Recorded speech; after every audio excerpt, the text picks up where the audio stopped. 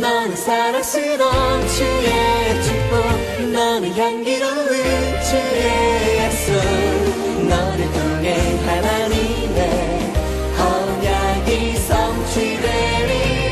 너는 마른 땅에 하늘에서 너는 주님 보게 삶의 축복, 내가 서 있는 땅 영원히 마르지 않으리.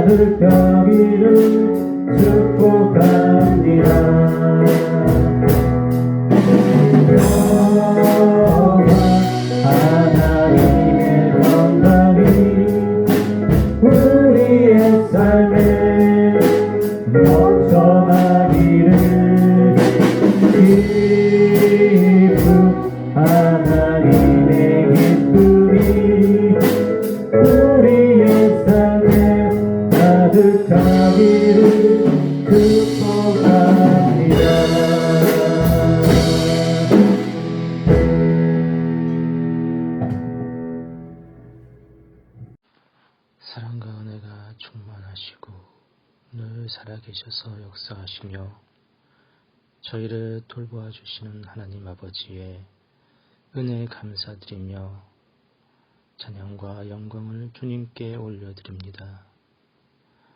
사랑의 하나님 아버지, 늘 저희들과 함께하여 주시고 또 지켜주심을 감사합니다. 주님, 오늘 거룩하고 복된 이 자리에 저희를 불러주시고 귀한 예배를 온전한 마음과 순종하는 마음으로 드릴 수 있도록 하여 주셔서 참으로 감사합니다. 은혜로우신 하나님 아버지,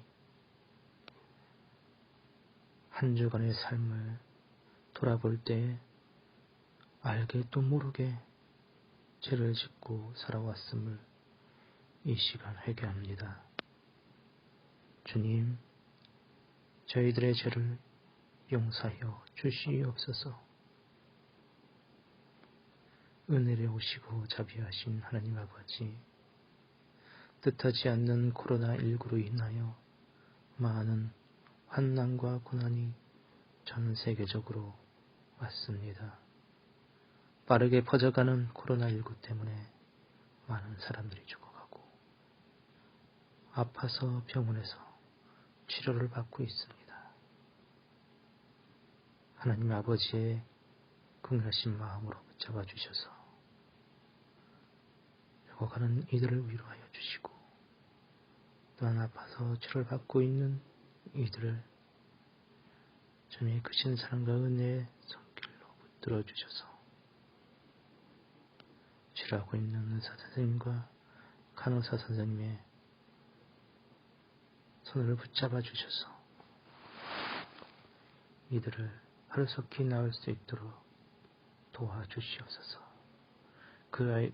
그리하여 모두의 마음의 평안을 얻을 수 있도록 도와주시옵소서.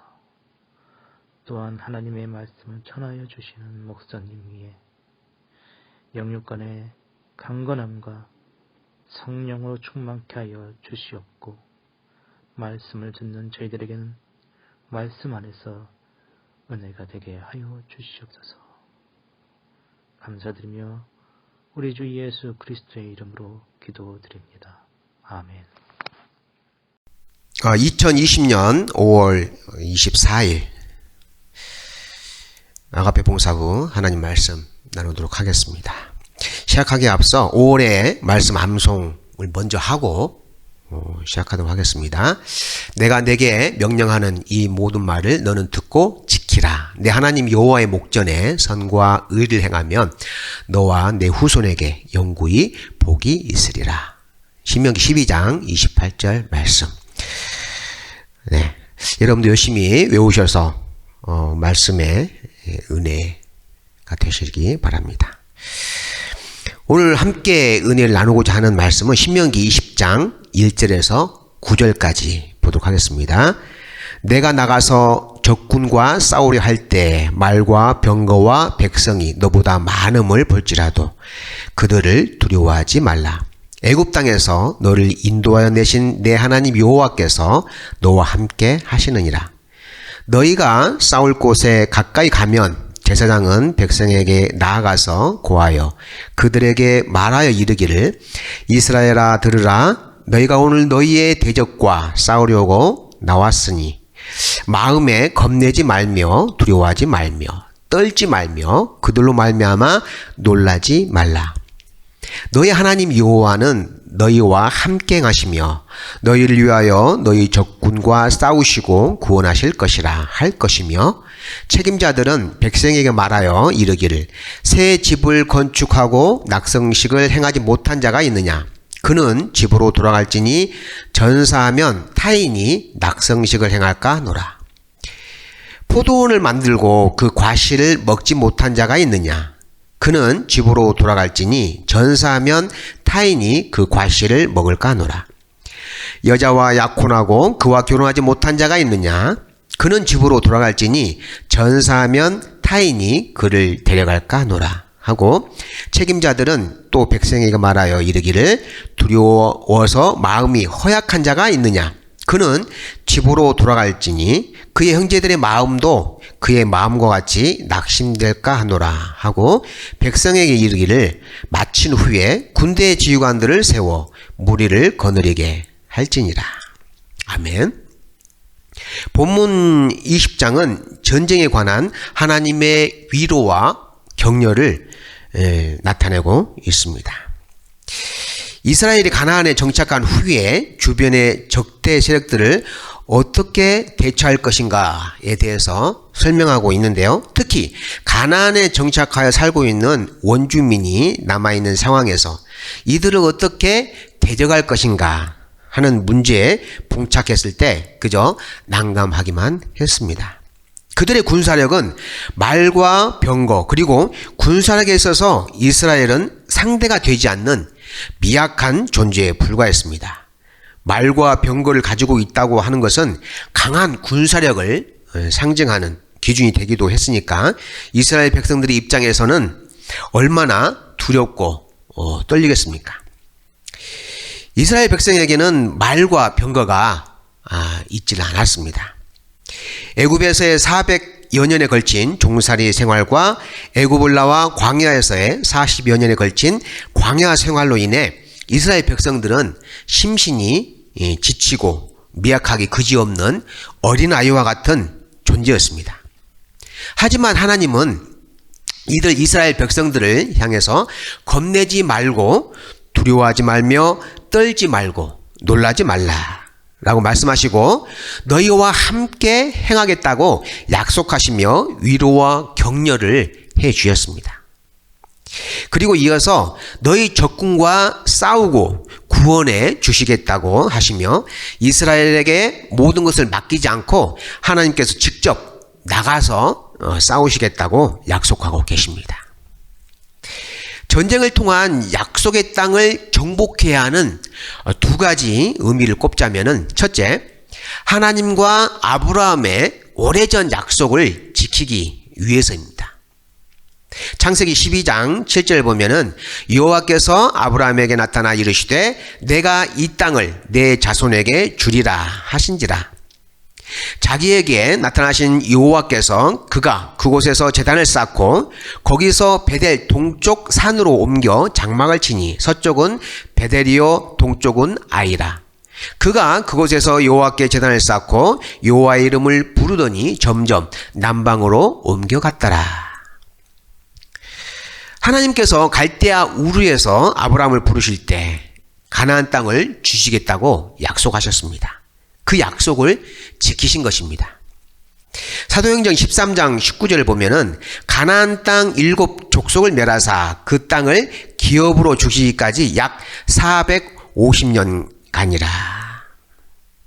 야곱이 70명의 가족을 거느리고 애굽으로 갔다가 다시금 가나안 땅으로 돌아오기까지 450여 년이 걸렸다고 기록하고 있습니다. 이처럼 하나님은 아브라함에게 주시겠다고 약속하신 가나안 땅을 후대의 자손들에게 주셔서 약속을 신실하게 지키시는 하나님임을 증명하셨습니다. 마찬가지로 하나님은 우리와 약속하신 것도 반드시 지키시는 분이신 것을 믿으시기 바랍니다. 특히 지난 시간에 우리가 함께 나눴던 하나님을 경외하는 방법으로 11조에 대해서 말씀을 나눴죠. 11조를 하나님께 구별하여 드리면 어떤 복을 주시겠다고 약속하셨나요? 우리의 곳간에 쌓을 것이 더 이상 없도록 축복을 부어주시겠다고 하셨습니다. 그 약속을 신실하게 믿고 우리의 수입에서 구별하여 10분의 1을 하나님께 바치는 믿음의 사람들 다 되시기 바랍니다. 두 번째로는 죄와 우상으로 가득한 가나안 땅을 향한 하나님의 징계에 있습니다. 민수기 33장 50절에서 53절을 보면은 여리고 맞은편 요단 강가 모압 평지에서 여호와께서 모세에게 말씀하여 이르시되 이스라엘 자손에게 말하여 그들에게 이르라. 너희가 요단강을 건너 가나안 땅에 들어가거든 그 땅의 원주민을 너희 앞에서 다 몰아내고 그 새긴 석상과 부어 만든 우상을 다 깨뜨리며 산당을 다 헐고 그 땅을 점령하여 거기 거주하라. 내가 그 땅을 너희 소유로 너희에게 주었습니다. 하나님은 죄에 대해서는 그냥 넘어가는 법이 없습니다. 반드시 그 책임을 묻고 그 죄에 대해서 징계를 내리시는 분이십니다. 하나님께서 택하신 젖과 꿀이 흐르는 땅이 죄악으로 가득한 상태에서 택하신 백성을 그 땅에 정착하도록 하신다는 것은 하나님의 입장에서는 도저히 용납할 수 없는 것이지요. 그래서 그 땅의 모든 악한 것들을 먼저 제하라고 명하셨습니다. 그리하여 깨끗한 성결한 상태에서 정착하여 온전한 하나님의 택한 백성으로 거룩하게 살아가기를 바라셨던 것입니다. 본문에서는 전장에 나가는 자들 중에서 제외되는 사람들을 분류하고 있습니다. 첫 번째, 새 집을 짓고 낙성식을 하지 못한 자. 여기서 낙성식은 건물을 다 짓고 행하는 완공 의식이죠. 준공 의식이죠. 전쟁에서 전사하면 새 집은 타인의 손에 넘어갈 것이다 라고 말씀하시며 이들을 집으로 돌려보낼 것을 권면하고 있습니다. 두 번째로는 포도원을 만들고 그 과실을 먹지 못한 자. 전쟁에서 전사하면 그 포도원의 과실을 다른 사람이 먹을 것이기 때문에 이들을 돌려보내라고 말씀하고 있습니다. 세 번째로는 여자와 약혼하고 결혼하지 못한 자. 전쟁에서 전사하면 그 여자를 다른 사람이 데려갈 것이라고 말씀하고 있죠. 그리고 마지막 네 번째로는 죽음에 대한 두려움으로 마음이 허약한 자. 그의 형제들, 가족들도 그의 마음처럼 낙심하게 될 것이라고 얘기하면서 돌려보낼 것을 권면하고 있습니다. 보면은 삶과 직접적인 연관이 있는 일들을 거론하고 있죠. 거주의 문제, 집을 지어서 생활할 수 있는 터전의 문제를 거론하고 있고, 먹고 마시는 문제, 포도원의 포도 수확에 관한 일, 그리고 결혼 문제, 결혼하고 아이 낳고 죽고 사는 그런 생활의 문제들을 거론하고 있습니다. 마지막으로 두려움에 떠는 자는 전쟁에 참전시키지 않았습니다. 두려움에 떤다는 것은 전지전능하신 하나님의 능력과 위대하심을 믿지 못하는 불신의 마음이 서려 있기 때문입니다. 하나님을 온전히 신뢰하고 믿는다면 과감하게 나서야 합니다. 죽고 사는 것은 하나님께 맡기고 나서야 합니다. 두려워하는 마음을 가지고는 아무것도 할 수가 없습니다. 조선 선조 30년 1597년에 이순신이 이끄는 수군은 명랑해전에서 12척의 배로 왜군 적함 133척과 맞서 싸웠습니다. 누가 이겼을까요? 이순신 장군이 적군의 함선 133척을 물리칠 수 있었던 것은 막강한 군사력이 아니었습니다. 바로 두려워하지 않는 용맹함과 죽음을 각오하고 싸웠기 때문에 가능했습니다. 전장에 싸우러 나갈 때 명단에서 제외시키는 이유가 있죠. 첫째는 하나님의 공의를 실현하는 전쟁에는 몸과 마음이 동참하는 온전한 헌신이 필요합니다. 전쟁에 참전한 사람이 정신이 다른 곳에 가 있으면 안 되겠죠? 하나님은 그러한 사람을 원하지 않습니다.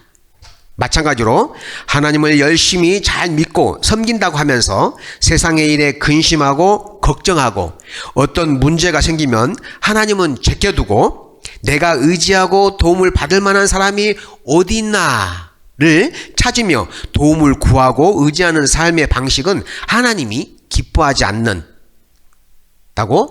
말씀하고 있습니다.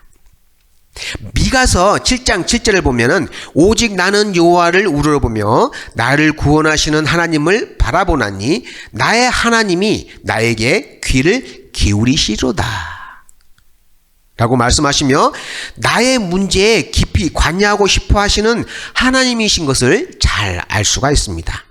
시선을 옆으로 향하지 마시고 똑바로 하나님만 바라보고 나아가시기 바랍니다. 하나님을 신뢰하시기 바랍니다. 아브라함의 하나님, 이삭의 하나님, 야곱의 하나님을 온전히 의지함으로 구약의 인물들처럼 믿음의 반열에 든든히 설 수 있기를 바랍니다. 둘째는 전쟁의 승패는 막강한 군사력에 있는 것이 아니라 오로지 하나님의 손에 달려 있다는 사실입니다.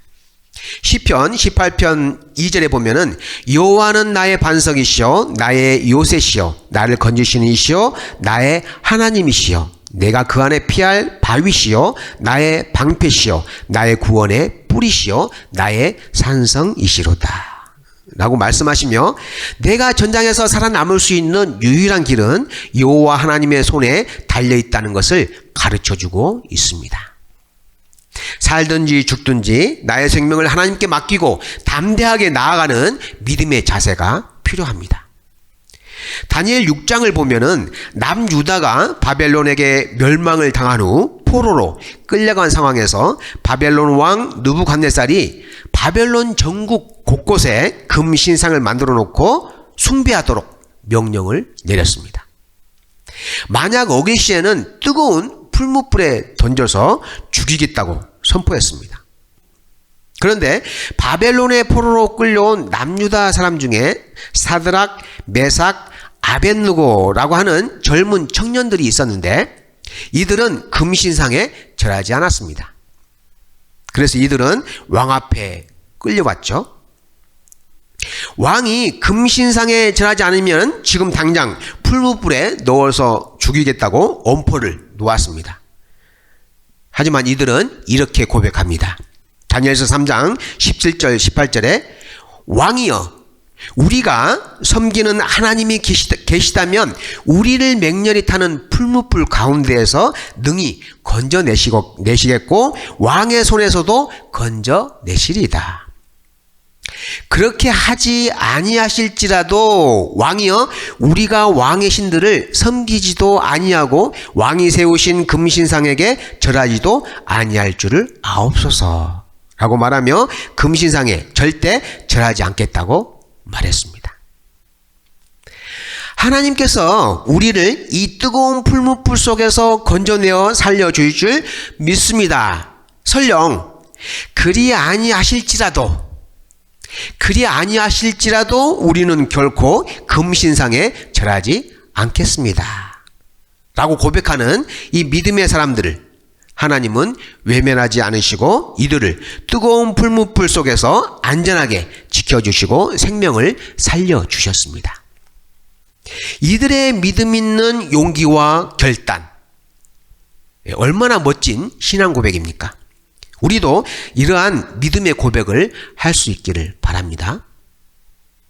전쟁에서의 승패를 좌우하는 기준이 군사력이 막강한 것에 있지 않다는 것을 잘 설명해 주는 내용이 사사시대의 기드온을 보면 잘 알 수가 있습니다. 족장시대와 왕정시대 사이에 사사시대가 410년 정도 존재했었습니다. 왕이 없는 시대이죠.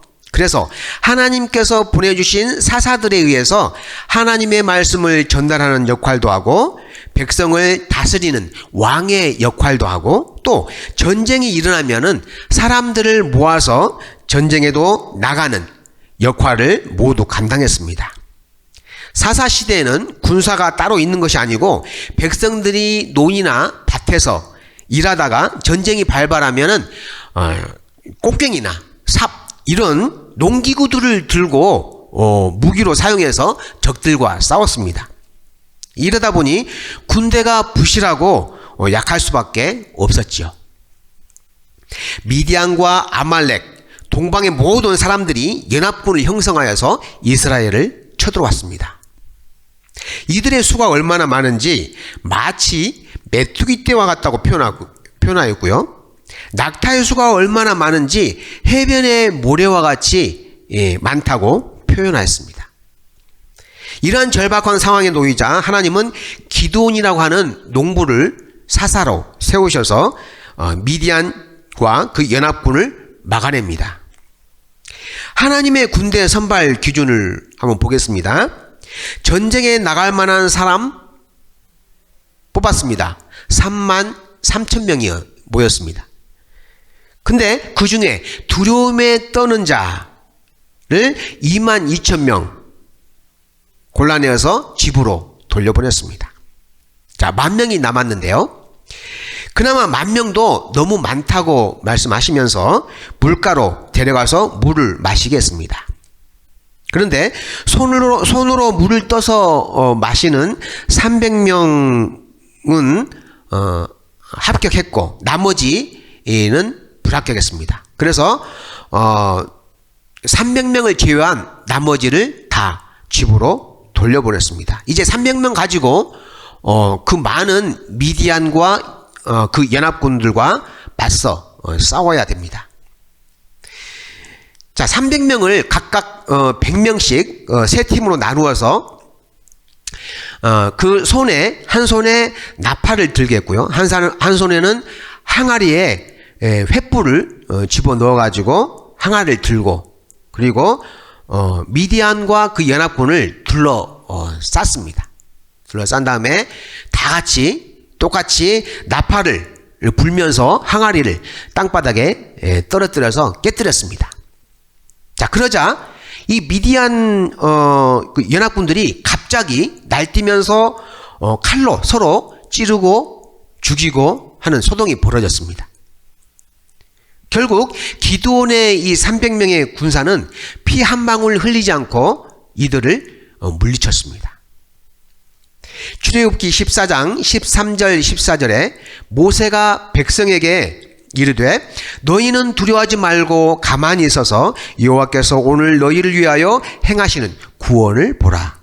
너희가 오늘 본 애굽 사람을 영원히 보지 아니하리라. 여호와께서 너희를 위하여 싸우시리니 너희는 가만히 있을지니라.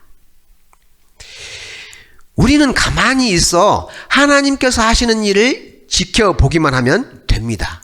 하나님께서 싸워주시고 승리의 기쁨을 우리에게 선물로 주실 것입니다. 요한복음 16장 33절에 이것을 너희에게 이루는 것은 너희로 내 안에서 평안을 누리게 하려 함이라. 세상에서는 너희가 환난을 당하나 담대하라. 내가 세상을 이겼노라.